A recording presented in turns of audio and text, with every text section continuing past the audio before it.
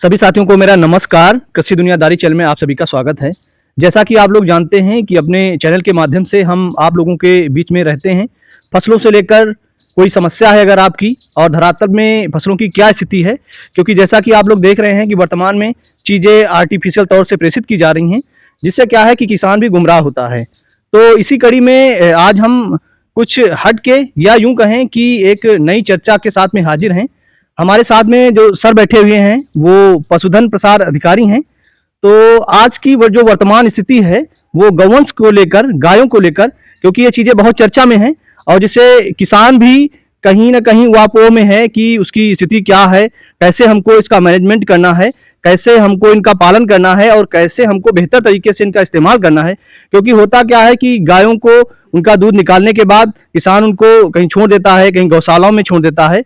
तो उन्हीं सब चीज़ों को लेकर हम एक विशेष चर्चा में हाजिर हैं, क्योंकि हम चाहते हैं कि लोगों को एक बेहतर जागरूकता के लिए बेहतर सूचनाएं मिले, बेहतर जानकारी मिले। तो इसी कड़ी में हम सर के साथ हाजिर हैं और हम चाहेंगे कि सर अपना परिचय अपने आप से दें। तो सर। मेरा नाम प्रमोद कुमार मौर्य, मैं पशुधन प्रसार अधिकारी बनियामाओ तो मछरेटा जिला सीतापुर। जैसा कि गायों की समस्या आपने बताया, गाय जो है प्राचीन काल में माँ कही जाती थी। जी, हम यहाँ पर सर को रोकना चाहेंगे कि जैसा कि आप लोग जानते हैं, जैसे गाय हैं, वैसे तो प्राचीन काल में गाय को जो है वो माँ का दर्जा दिया गया है। हम लोग मानते हैं गाय हमारी माता है, लेकिन फिर भी आजकल लोगों का परसेप्शन उसके साथ में बदलता जा रहा है, गायों को छोड़ते जा रहे हैं। तो थोड़ा सा सर से कहेंगे कि उस पर प्रकाश डालिए कि क्या है उसके मायने, जो गाय को माँ कहा जाता है। गाय का दूध ऐसा दूध है जी, हमारे शरीर को जितने पोषक तत्व चाहिए जी, वृद्धि एवं विकास के लिए, वो सभी पोषक तत्व गाय के दूध में मौजूद हैं। जी, एक दिन का बच्चा या 100 साल का वृद्ध, जी, शुरू से लगाकर अंत तक अगर वो केवल दूध का अगर सेवन करता है तो उसका शरीर पूर्ण रूप से स्वस्थ रहेगा, मानसिक विकास भी अच्छा होगा। और वो कोई भी खाद्य पदार्थ ना खाए दूध के अलावा, अगर पानी भी नहीं पीता है तब भी उसको संपूर्ण पोषक तत्व गाय के दूध से प्राप्त हो जाते हैं। इसीलिए दूध को संपूर्ण आहार कहा गया है। विश्व में ऐसा कोई खाद्य पदार्थ नहीं है जो गाय के दूध के अलावा जो शरीर की सभी आवश्यकताओं की पूर्ति कर सके। प्राचीन में गाय को माता इसलिए कहा जाता था क्योंकि प्राचीन काल में हमारी कृषि और पशुपालन दोनों एक दूसरे पर निर्भर थे। सिंचाई के साधन कम थे। पहले चरागाह हुआ करते थे। खेती जो है वो सघन खेती ना होकर एक साल पड़ती रहती थी। एक साल लोग जनसंख्या वृद्धि होने के कारण खेती में मतलब सघनता खेती की बढ़ती, कृषि यंत्र जो है उनकी भी बहुत कम उपलब्धता थी। हाँ, उनकी भी। और जो हमारे पशु थे, जो हमारे बछड़े थे, वो ज्यादातर खेती में उपयोग आते थे। क्योंकि खेती का काम, ढुलाई का काम, अन्य जितने कार्य थे वो सब, चाहे गन्ने की ढुलाई हो या अन्य कोई, तो वो सभी काम जो है बछड़ों से लिए जाते थे। और प्राचीन काल में जैसे अपने यहाँ नैमिष से मिश्रिक से लगा के मछेटा के बीच में एक जंगल देखते होंगे, चारों तरफ है। ये धेनुधारी जंगल है, इसको बिगड़ा हुआ रूप धनधारी जंगल कहते हैं। ये धेनुधारी जंगल है, यहाँ पर ऋषियों मुनियों की गायें चरा करती थी। हाँ, तो इसीलिए इसका नाम धेनुधारी जंगल पड़ा है। और बगैर गायों के जीवन जो है संभव नहीं था, क्योंकि गौ वचन में कहा गया है गाय का, तो हम आपको कविता रूप में सुनाते हैं। प्राचीन काल में जो है मानव जो है क्या था, गाय कहती है अपने गौ वचन में, पशु तुल्य रहा जीवन जिनका, थी असभ्यता की परपाटी, मैंने निज कुल नंदन देकर कर दी पुनीत माटी माटी माटी माटी। हाँ, क्योंकि जो नंदन मतलब धेनु नंदन जो वृषभ हैं, जो बैल हैं, उनसे हमारी खेती की उर्वरा शक्ति बढ़ती थी और उसी से खेती होती थी, उसी से धन धान्य उपज होती थी। आगे गाय कहती है, जब तक जीवित हूँ विश्व बीच हूँ चरण रेव करती पुनीत, और निज दुग्ध तक घृत से लेकर करती बलिष्ठ साक्ष्य अतीत। मतलब घृत मतलब घी, इस प्रकार से घी, मट्ठा, दूध देकर मैं अपने उसको जो है करती हूँ। आगे है गाय कहती है, ऋचा वेद बतलाती है, निज दर्शन पाप ताप हरते, आवाहन जब मेरा होता दिग्दर्शन जब मानव करते। मतलब जब मानव हमारा दिग्दर्शन करते हैं तो जितने पाप वगैरह होते हैं ये सब हो जाते हैं। गाय आगे कहती है, मैं श्याम वर्ण, मैं श्वेत वर्ण, ये वर्ण सभी दर्पण हैं, और विविध भांत के वर्ण ये सब वासुदेव अर्पण हैं। जी जी। आगे गाय कहती है, मुझ श्याम वर्ण का दिग्दर्शन अल्पायु हरण करता है, और प्रातः दर्शन है अमीपान करता शतायु कर देता है। मतलब गाय कहती है कि मैं चाहे श्याम वर्ण की हो या श्वेत वर्ण की है, ये सभी वर्ण मतलब दर्पण है। जी जी। और मुझ श्याम वर्ण का दिग्दर्शन अल्पायु हरण करने, मेरा मतलब जो कहने का मतलब ये है, गाय कहती है कि जिसकी अल्पायु होती है वो भी 100 साल जीता है। और उसका मेन मतलब है वो दूध खाएगा पिएगा तो वो बलिष्ठ होगा, बलवान होगा। आगे क्या कहते गाय, मुझ श्याम वर्ण का दिग्दर्शन अल्पायु कर लेता है, प्रातः दर्शन है अमीपान करता शतायु कर देता है। गाय कहती है, पूज्या हूँ, वेद ऋचाएं मेरा नित वर्णन करती हैं, और सौभाग्यशालिनी ऋतंभरा मेरा नित वर्णन करती हैं। आगे गाय कहती है, उपनिषद वेद आरण्यक करते मेरा अर्चन बंदन, और भूषिता देव उपवन की गंधर्व यक्ष करते बंदन। गाय कहते हैं, मैं ऐश्वर्यशालिनी देव सभा की ज्ञानदायिनी गीता हूँ, और गौरव रघुवंश प्रभा मंडित मिथिलेश नंदिनी सीता हूँ। पूज्या हूँ, वेद ऋचाएं मेरा नित वर्णन करती हैं, सौभाग्यशालिनी ऋतंभरा मेरा नित वर्णन करती हैं। तो इस प्रकार से गाय जो है अपने गौवचन में कहती है कि इस प्रकार से, जैसा कि आप लोग कविता के माध्यम से देख रहे हैं कि गाय को माता कहा गया है, तो आप इस कविता के माध्यम से इस मर्म को समझ सकते हैं कि गाय को माता क्यों कहा जाता है। आगे क्या कहती है, कृषक मेरे नंदनों सहित जब शस्य भूमि पर जाता है, और करुणा पूरित निज अंचल में भर लेता है, चाहे जितने भीषण प्रहार मानो मुझ पर करते रहते, पर दुग्ध और मुझ दर्शन अवसाद दुख हरते रहते। हाँ, जब युवा रही कह दिया दिव्य, और पिया दूध बलवान हुए, कभी अखाड़े में रहकर नित महाबली बलवान हुए। वैसे अतीत की गाथा में महर्ष दधीच कहाए हैं, पर भारत में आज वही हमने नित अश्रु बहाए हैं। केवल मैं उस कातर की सहगामिनी हूँ, कंकाल तुल्य पार्थिव पिंड मैं दधीच अनुगामिनी हूँ। आगे क्या कहते हैं, उचित घास तृण भक्षण कर मैं दुग्ध सुधार देती हूँ, निज दूध सुधार देती हूँ। और आगे क्या कहती है, उस दीन कृषक की दीन दशा निज अंचल में भर लेती हूँ। जब कृषक सुता निज हाथों से मेरा तन सहलाती है, डूबते सिंधु है दीवानाथ रजनी निज मन बहलाती है। ग्रहणी मुझको दू लेती है, कहती श्यामा दुखहरी है, मैं भर लेती आनंद दिव्य ग्रहणी मेरी दुखहरी है। आगे क्या कहती है, किसान के लिए, जिसने जाड़ों में ठुठु रातें कई बिताई हैं, ये रही उन्नीदी आंखें जो सब दिन गई सताई हैं। मेरे वत्सल निज भ्रात तुल्य नित उसने पाला पोसा है, चिकनी चुपड़ी रोटियां ना कभी खाया समोसा है। भारत के दीन कृषक की कैसी दुखों भरी कहानी है, गुदड़ी कहीं लपेटे जो वर्षों साल पुरानी है। ये गाय गौवचन में कहती है। जी जी। तो इस प्रकार से गाय का बहुत महत्व है। और गाय के दूध में जो हमारे अन्य जो खाद्य पदार्थ है, जो पोषक तत्व पाए जाते हैं, वो गाय के दूध में संपूर्ण पोषक तत्व पाए जाते हैं। हमारा विकास अच्छा होता है। कि आप लोग एक चीज देखते हैं कि जब किसी बच्चे का जन्म होता है, तो अगर उसके माँ के दूध से जो पूर्ति नहीं हो पाती है, तो उसकी पूर्ति के लिए हम गाय का दूध देते हैं। हाँ। वो काफी सुपाच्य होता है बच्चे के लिए, और बच्चा उसको जो है जो उसका पाचन अच्छे से कर लेता है, क्योंकि उसमें जो फैट ग्लोब्यूल्स होते हैं, जी जी, जो बसा की कणिकाएं होती हैं, जी जी, वो छोटी होती है भैंस की अपेक्षा। जी जी। और गाय का दूध जो है वो जल्दी पाचनशील होता है, डाइजेस्ट जल्दी हो जाता है। जी जी। और उसमें विटामिन ए की मात्रा पर्याप्त मात्रा में होती है। जी। और उसमें अन्य जो पोषक तत्व हैं, जी जी, वो संतुलित मात्रा में पाए जाते हैं। हाँ। तो वर्तमान समय में जैसा कि आप लोग देख रहे हैं कि गायों की ऐसी जो चिंतनीय दुर्दशा है हमको देखने को मिलती है, कहीं रोड के किनारे, कहीं खेतों में। तो ये बहुत चिंतन योग्य है, क्योंकि आने वाले समय में जैसा जैसा जनसंख्या बढ़ती जा रही है और दूध की डिमांड भी बढ़ती जा रही है, क्योंकि दूध सबको चाहिए, क्योंकि बिना दूध के मुझे लगता है कि पोषक तत्वों की पूर्ति कर पाना बहुत मुश्किल सा है, क्योंकि दूध को संपूर्ण आहार माना गया है। इसमें हर तरह के जो पोषक तत्व होते हैं उपलब्ध होते हैं। तो सर आप जो है, जैसे किसान क्या होते हैं कि गाय का पालन करते हैं, उसके बाद उसका दूध लेते हैं, उसके बाद उसको छोड़ देते हैं, तो इन सब चीज़ों को देखकर सर आप कुछ कहना चाहेंगे सर?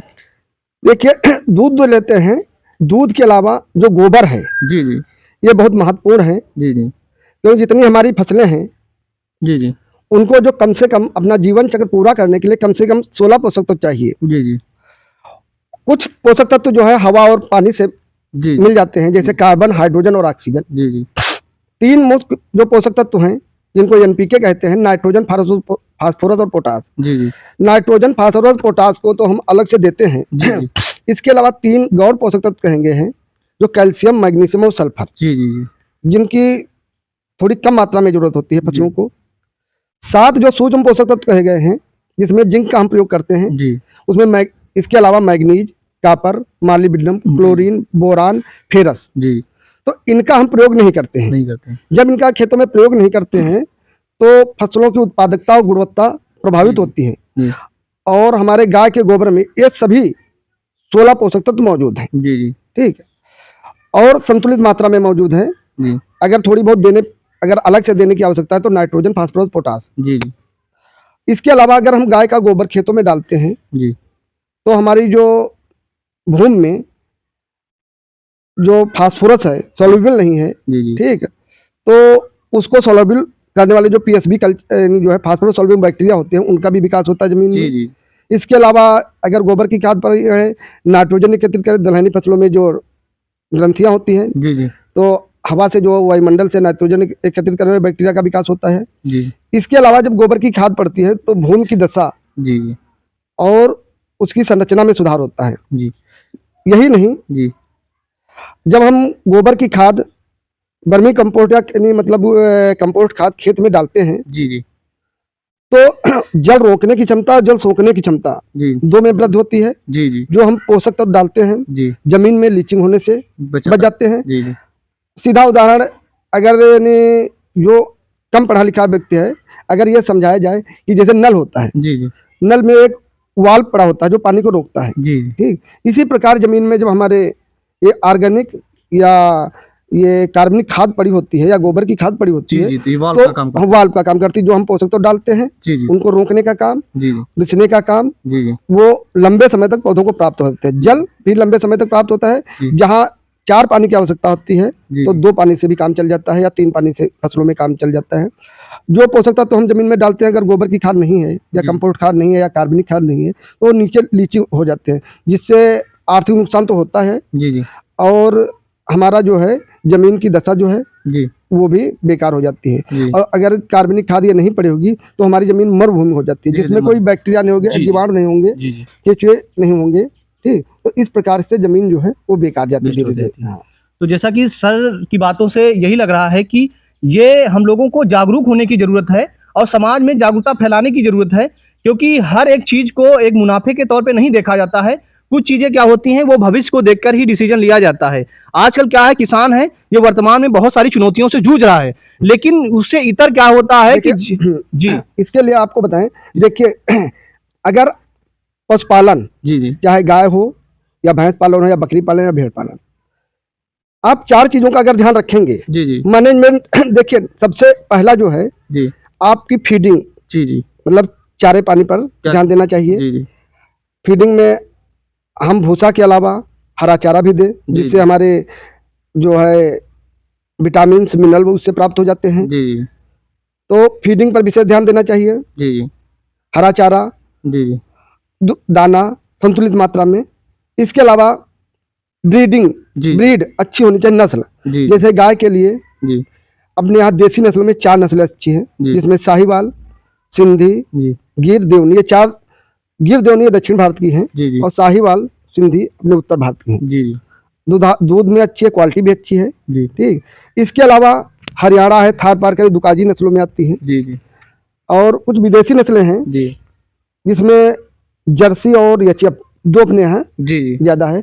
जर्सी जो छोटे कद की और पीले रंग की होती है बगैर जी। ठिल्ले के। जी एचएफ बड़ी होती है। एचएफ थोड़ा बड़ा साइज होता है और जी, जी। काली या काली सफेद होती है। जी जी दूध की मात्रा तो अधिक ही देती है, लेकिन इसकी क्वालिटी इतनी अच्छी नहीं होती है। जी जी लेकिन फिर भी दूध उत्पादन में एक क्रांति आई है जी जी इनसे। जी ठीक, दूध उत्पादन भी बड़ा है और इनसे जो है दूसरा ये है। तीसरा मैनेजमेंट, जी जी अगर हमारे पास 4 गायें हैं, जी हमेशा 3 गायें अगर दूध देती रहेंगी, जी ठीक है, तो हमें आर्थिक नुकसान नहीं होगा। जी और कोई भी गाय है 60 से 70 दिन के बीच में वो गाभिन हो जाना चाहिए। जी जी अगर वो गाभिन हो जाएगी तो हमें लगातार दूध मिलता रहेगा। जी ब्याने के 1 महीने 2 महीने पहले हम उसको छोड़ देंगे। ठीक है, जी पता लगा दूध दे रही है, गाय गाभिन नहीं हुई, जी जी छूट गई, उसके बाद हमने सड़कों पर छोड़ छोड़ दिया। दिया उसको। ठीक, यही अगर बहुत बड़ी समस्या है। मैनेजमेंट आप करेंगे जी जी तो जी। आपका जो आप भूसा चारा दाना देंगे वो गोबर से ही मिल जाएगा। जी जी जो दूध है आपको अतिरिक्त जी लाभ होगा। जी जी और ये प्रकृति प्रदत्त जो है हमारा खाद्य पदार्थ है। जी जी जैसे हमारे लिए दूध, जी खेतों के लिए जी। गोबर जी जी और पशुओं के लिए खली। जी जी खली भी बहुत बहुत महत्वपूर्ण आहार है। जी जी फास्फोरस वगैरह के लिए। वैसे खली में देखिए जो चिकनाई होती है जी जी तो 12 से 14% तेल रह जाता है। जी जी अगर हमने जानवर को 1 कुंटल खली खिलाया तो कम से कम 12 से 14 किलोग्राम साल भर में हमने उसको तेल दे दिया। दे दिया।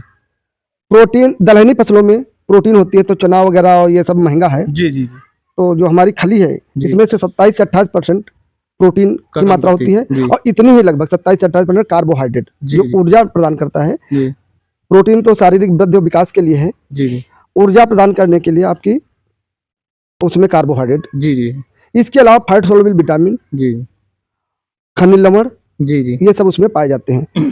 तो जिस प्रकार से खेतों के लिए गोबर, इसलिए पशुओं को खली खली जरूर। बहुत महत्वपूर्ण भाग है। जी, दाने जी, में खली का एक हिस्सा जी, जी। अवश्य होना चाहिए। जी यानी सर का कहना है कि अगर आप गायों यानी और- गौवंश को पालन आप कर रहे हैं तो एक बेहतर मैनेजमेंट के आप अपनाकर जो है आप उसका बेहतर लाभ ले हाँ। सकते हैं। और ये हमारे लिए बहुत जरूरी है जानकारी रखना, क्योंकि हमारी समझ से पहले वो चुनौतियां थी जब जागरूक करना बहुत मुश्किल था, लेकिन आज के समय में जागरूकता हर तरह से माध्यम से, आप चाहे यूट्यूब के माध्यम से या किसी वेबसाइट के माध्यम से आप तरह तरह की जानकारी ले सकते हैं। तो आपको जागरूक रहना बहुत जरूरी है। एक चौथा पॉइंट रह गया था, जी जी डिजीज कंट्रोल, रोग नियंत्रण। जी जी रोग होने ना पाए, जी जी इसके लिए हमें जो है रोग से बचाव। जी जी जैसे इस समय आज 22 दिसंबर जी जी 2014 है, 24 है, जी 22 दिसंबर 2024। जी तो ठंडक पड़ रही, काफी ठंडक पड़ रही है। तो इस समय ठंड का मौसम है, पशुओं को सर्दी से बचाएं। जी जी जी अगर हवा ठंडी चल रही है तो चारों तरफ से हम फुल लगा दें, जी त्रिपाल वगैरह जो है त्रिपाल लगा दें, नीचे कुछ पुआल जी। या गन्ने की पत्ती उपलब्ध है डाल उसको दें। डाल दें, जी जी जिससे वो ठंड से बच जाए। ठंड से बचें। जी जी और ठंड से अगर बच जाएंगी जी। तो समझ लो इस समय कोई रोग नहीं होगा। जी जी जी ज्यादातर ठंड की लगती जी, है, जिससे पशु परेशान हो जी जाता है। जी कभी कभी देखा है हमने कि नीचे गड्ढे हैं, जी जी उसमें पशु ने पेशाब किया, जी, गड्ढे जी। में भर गया, जी पानी भर गया, उसमें पानी का यानी मूत्र भर गया, उसके बाद वो जी उसी पर बैठती हैं, जी जी तो सर्दी लगने का डर रहता है। जी तो इसलिए जमीन समतल होनी चाहिए जी जी और ताज़ा पानी इस समय पिलाना चाहिए, जी क्योंकि अगर आप ठंडा पानी पिलाएंगे तब भी दिक्कत है। ताज़ा पानी पिलाना चाहिए जी पशुओं को। और समय समय पर जैसे हमने कहा रोग नियंत्रण और कीड़े की दवा वगैरह खिलाते रहे हमको। खिलाते रहें। जी जी तो ये रही कुछ बातें ऐसी जो आप अगर गाय पालन कर रहे हैं, आप पशुओं का पालन कर रहे हैं, तो ये सब जो बातें हैं ये आप ध्यान में रखें, जिनसे क्या होता है कि आप बेहतर उनका लाभ ले सकें। क्योंकि आने वाले समय में चुनौतियां बढ़ती जा रही हैं और तरह तरह के आक्षेप किसानों पर लगते आ रहे हैं। कहीं ना कहीं मजबूरियां हैं, और मजबूरियां ना कहें कि जागरूकता की कमी है लोगों में। ना एक और है, जी जी इस समय जैसे सेक्स सीमेन, जी जी वर्गीकृत बीज जिसको कहते हैं, जी जी गायों में जो है जी जी उससे कृत्रिम गर्भाधान करवाएं। जी जी अच्छी नस्ल की बच्चियां जो है 90% चांस जी। रहते हैं जी कि बच्चियां प्राप्त हो, 10% बछड़े जी जी प्राप्त हो जाते हैं। जी जी देखिए सबसे जो मेन चीज है, अगर आप मैनेजमेंट सही है तो जी, गाय जी। छोड़ने का, अगर आपकी अच्छी नस्ल की गाय है जी और मैनेजमेंट सही है जी। तो गाय छोड़ने की जरूरत ही नहीं पड़ेगी। बिल्कुल बिल्कुल क्योंकि गाय तभी छोड़ते हैं जब दूध दिया, उसके बाद गाभिन नहीं कराया। बस बस यही ठीक है। होता है हाँ। कि लोग ध्यान नहीं दे पाते हैं। हाँ। एक तो क्या होता है कि समय किसान थोड़ा कम जागरूक होता है तो चीजों को ध्यान नहीं देता है, और वो समय निकल जाने के बाद उसके पास कोई ऑप्शन नहीं बचता है, फिर वो गायों को छोड़ देता है। तो सबसे ये बड़ी मेन बात है दूध का महत्व नहीं। जी जी जो पशुपालक है या ग्रामीण जनता है या हमारी जो जनता है, वो दूध का महत्व नहीं समझ पा रही है। जी जी जी क्योंकि कितना महत्वपूर्ण दूध है। जी ठीक, वो टॉनिक खरीद लेगा, जी जी दवाएं प्रयोग करेगा, जी जी ठीक है, जी। अन्य प्रकार की। जी अगर हम एक छोटा बच्चा है जी उसको हम गाय का दूध पिलाते हैं, और एक दूसरा बच्चा है उसको भैंस का दूध पिलाते हैं। जी जी जो गाय का दूध पी रहा है बच्चा, जी। उसका दिमाग देखिए, ठीक है, अच्छा होगा, शारीरिक गठन भी उसका अच्छा होगा। मतलब कुल मिलाकर के गाय के दूध का बहुत बड़ा महत्व है। जी। लेकिन अपने यहाँ क्या धीरे धीरे मतलब लोग इसका महत्व नहीं समझ रहे हैं। जी जी हाँ, यही हाँ। कह रहे हैं कि अगर महत्व धीरे धीरे समझने लगेंगे तो धीरे धीरे क्या है कि जो अन्य चुनौतियां पैदा हो रही हैं उनकी नौबत नहीं आएगी। तो ये सब चीजें हैं, क्योंकि अगर निरंतर यही प्रक्रिया लागू रही, हम कब तक गौशालाओं के जरिए गायों को बचाते रहेंगे, क्योंकि हमारी सबकी जिम्मेदारी है। वैसे गाय जो है देखिए हम मतलब सर्विस में भी हैं, जी जी हमारे पास 5 गाय हैं। जी जी जी ठीक, जी जी तो ये 5 गायें जो हैं, जी अब ये समझिए कि जितना वो भूसा खाती हैं, जी जी दाना खाती हैं, जी ये समझ लीजिए कि वो जो हमारा दूध देती है, जी जी ठीक, एक टाइम वो सब हो जाता है। एक टाइम का जो दूध है वो फ्री में बच जाता है। जी ठीक है, जी तो अगर आप मेहनत नहीं करेंगे, जी जी देखिए जानवर अगर पाले सुबह उठना पड़ेगा, जी जी और उसमें क्या होगा, जब सुबह उठेंगे आपका व्यायाम हो जाएगा। जी जी ये हाँ, भी हमारे स्वास्थ्य के लिए बहुत लाभदायक है। इसको कामधेनु योगा कहते हैं। जी जी जी गायों में बिल्कुल। व्यस्त रहना, जी ये जी कामधेनु योगा है। जी मतलब गोबर उठाएंगे मुझे लगता उसको, है हाँ, कि वर्तमान समय में क्या होगा है कि आदमी जो है वो जिम तो जा रहा है, हाँ। लेकिन अगर उसके अलग इतर जो है अगर वो घर में काम कर ले तो उसे जिम जाने की जरूरत नहीं नहीं, पड़ेगी। देखिए ये जो धेनु है, जी जी इसको इसको धेनु योगा, कामधेनु योगा कहते हैं। जी जी और अगर कोई आदमी 2 घंटे सुबह 2 घंटे शाम जी अगर अपने उसमें पशुओं में व्यस्त रहता है, जी जी ठीक, जी तो वो पूर्ण रूप से स्वस्थ रहेगा। स्वस्थ रहेगा। हाँ, जी स्वस्थ रहेगा, उसको दूध प्राप्त होगा। अब है क्या, लोग दूध इसलिए नहीं, एक तो घर में गाय नहीं पालना चाहते, जी और दूसरी बात दूध जो है जी मिल भी नहीं पा रहा है प्योर। जी और ज्यादातर जैसे लेते भी हैं तो उसमें मिलावट करते हैं लोग। जी जी ठीक, अगर अपना दूध होगा जी तो दूध अच्छा होगा। जी जी ठीक है, तो ये सब चीजें हैं। तो अगर आप घर में कहीं थोड़ी सी भी जगह है तो आप गाय पालन जरूर करें। कहीं ना कहीं से धीरे धीरे हम ही लोग चुनौतियां झेल रहे हैं, वो चाहे गांव से हो या शहर से हो, धीरे धीरे निरंतर चुनौतियां बढ़ती जा रही हैं। तो ये कुछ ऐसी बातें हैं जो हमको जागरूक करती हैं, समाज को जागरूक करती हैं, और हमको इन्हीं सब माध्यमों से जागरूकता फैलानी भी चाहिए ताकि लोग जागरूक हों समस्याएं। और अगर गायों को ऐसे निरंतर हम छोड़ते रहेंगे तो कृषि से संबंधित जो चुनौतियां हैं, क्योंकि कब तक देखिए सरकारें जो है खाद वगैरह देती रहेंगी, हमारी हाँ, भूमि जो है वो बंजर होती जा रही है, ये ज्यादा फर्टिलाइजर देखिए यूज करने से।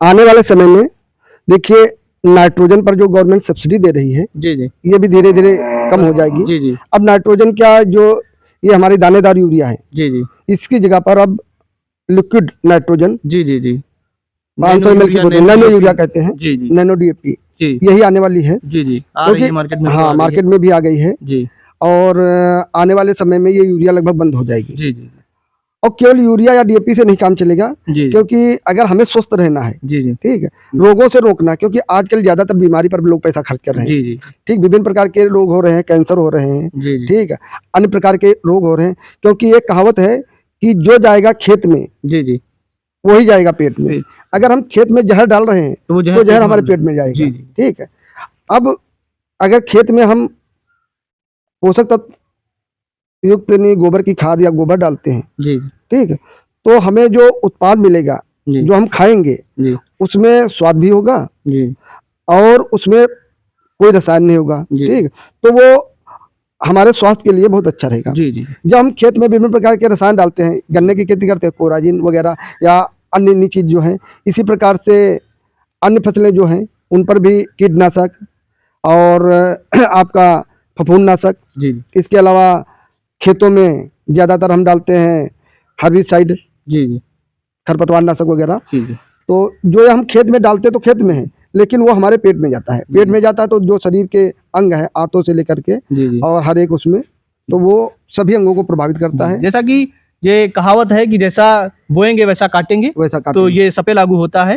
तो अगर आप भी गौवंश हैं, गौपालक करते हैं, तो इन सभी विशेष बातों का ध्यान रखें ताकि आने वाले समय में ऐसी कोई चुनौतियों का सामना हमको ना करना पड़े। आपको हम एक उदाहरण देते हैं। जी जी हमारे पास एक देसी गाय थी, जी। उसके बाद हमने स्वयं उसको साहिवाल क्रॉस से करवाया, तो एक गाय उससे हमने 40,000 की बेची। जी। उसके बाद दूसरी बार जब गई उसको हमने 35,000 में, जी जी और उसके बाद हमने फिर एक उसको जो है बछिया ही जी जी उसको हमने 12,000 में बेच दी। जी जी और उसके बाद फिर एक गाय, मतलब कुल मिलाकर एक गाय 1 लाख से ऊपर मतलब अपनी बछिया वगैरह दिया। जी जी ठीक, जी तो समझ लीजिए गाय भी जो है जी देगी काफी, लेकिन बात यह है जब आपको गाय को पालेंगे जी। तभी गाय आपको पालेगी। जी जी बिल्कुल, अगर बिल्कुल। आप गाय को छोड़ देंगे जी। तो गाय भी आपको छोड़ जी। देंगी। इसीलिए तो जो है पशुधन कहा गया है, पशु के रूप में ये हमारे घर में धन रहता है।